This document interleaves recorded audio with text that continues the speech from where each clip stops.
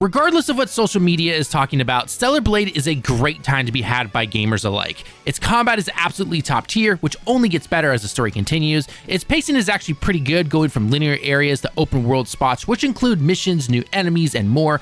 And finally, the crazy amount of unlockable nanosuits, gadgets, and skill upgrades. But with all those unlockables comes materials, and trust me, you need a lot.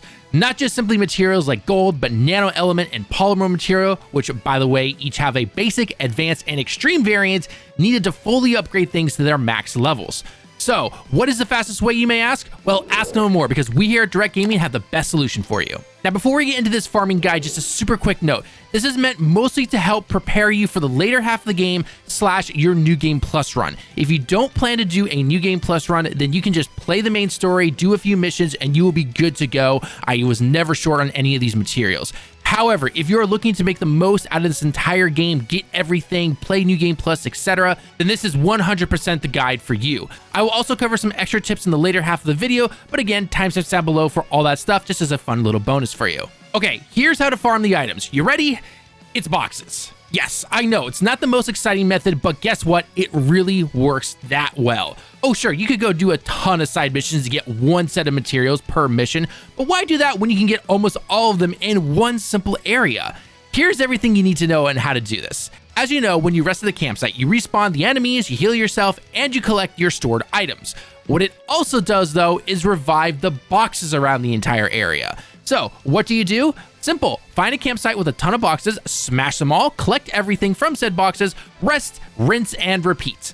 Now, keep in mind though, it can't just be any boxes. It has to be these types of boxes right here. It's the ones that say authority only, or at the very least have this kind of barcode. I'm not sure on all the boxes in their wording, but regardless, look for the red square on the side. These will carry everything from gold to potions, and yes, I'm talking about all types, items that you can use in battle, and of course, nano elements, and if you're super lucky, polymer, though I did find this to be pretty rare.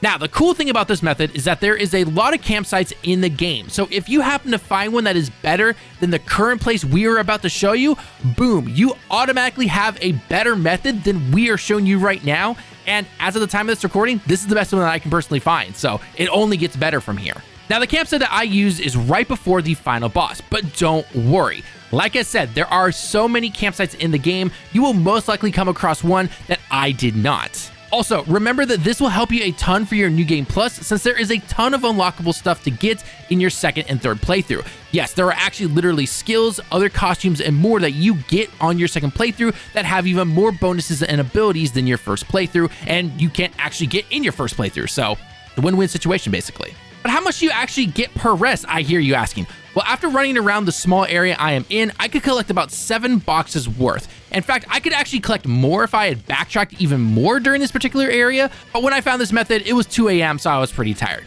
But anyway, here is all of the actual data that you need to know with this. Just in my little area alone, I could break 7 boxes, 6 authority boxes, and 1 normal. This 1 normal usually only has gold, and if you've been out in the open world and broken normal boxes, they generally don't give you anything, maybe about 12 gold to give or take. But this one is actually pretty good right here at this particular spot. Also keep in mind, if I backtrack to the other 7 to 10 plus crates before this particular campsite, I could get even more. On average, I got about 700 gold, 3 to 5 potions, which could be any of them, and 3 to 5 nano elements. These could be normal, advanced, or extreme. You could easily get more, but my B-roll is simply showing the following.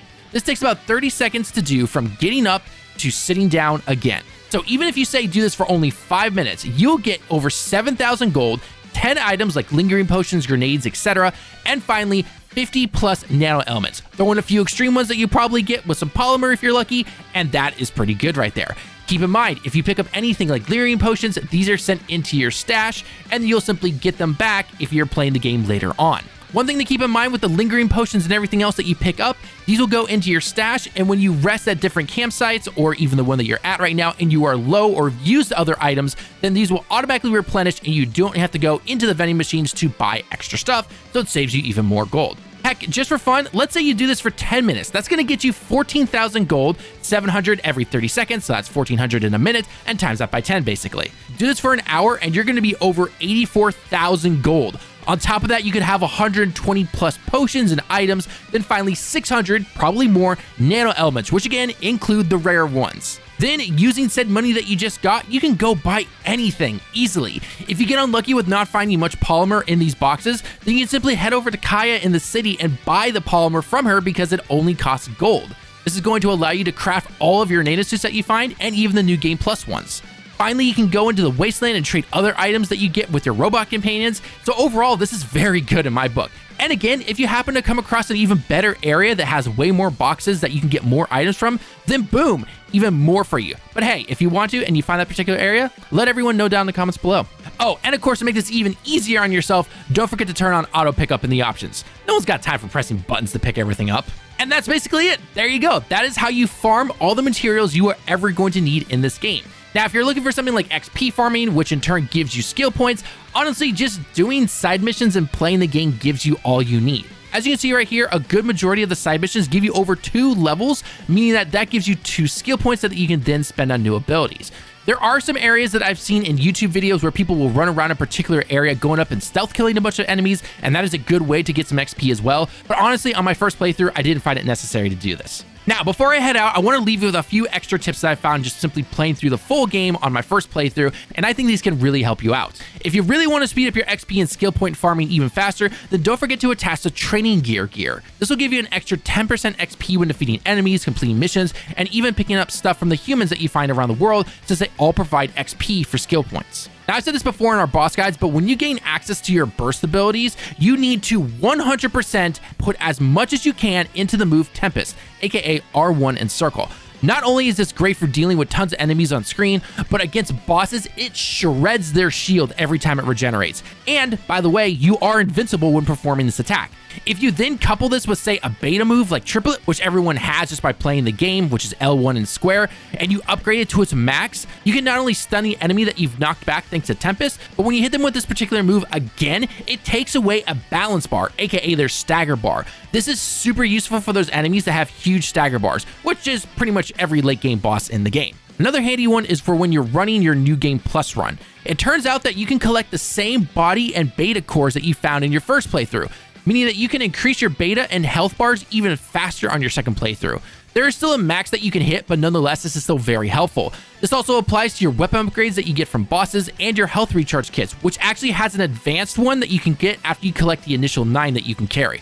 So don't skip out on collecting all that stuff on your second playthrough. Final tip I have is to not sleep on your grenades. More specifically, your shock pulse grenade that can actually push enemies back when they are hit. You can actually use these against the bosses, and it will flat out knock them onto their backs regardless of what boss it is, leaving them wide open for an attack. So the next time, which let's face it is every time, a boss runs up to you, simply press the down button for the directional buttons and send that boss onto its back and hit him with your best stuff. It is a real game changer. As with any game, there are tons of undiscovered tips and secrets that we have not even found here. So if you found something yourself, post it down below in the comments so that everyone can see it. Or at the very least, let us know your favorite nano suit and ability in the game that you like to use all the time. With that being said, I hope you enjoyed the video. It's always fun making these guides to help as many players as possible. If you enjoy the guides, then a like on the video shows us that you enjoy this type of content, and don't forget to check out our other Stellarblade guides and content, along with our other videos in the top right corner and pinned comment. Thanks for watching the video again. I've been Tallen with Direct Gaming. I hope you have a great day and week, and I can't wait to see you all in the next one. Johnny.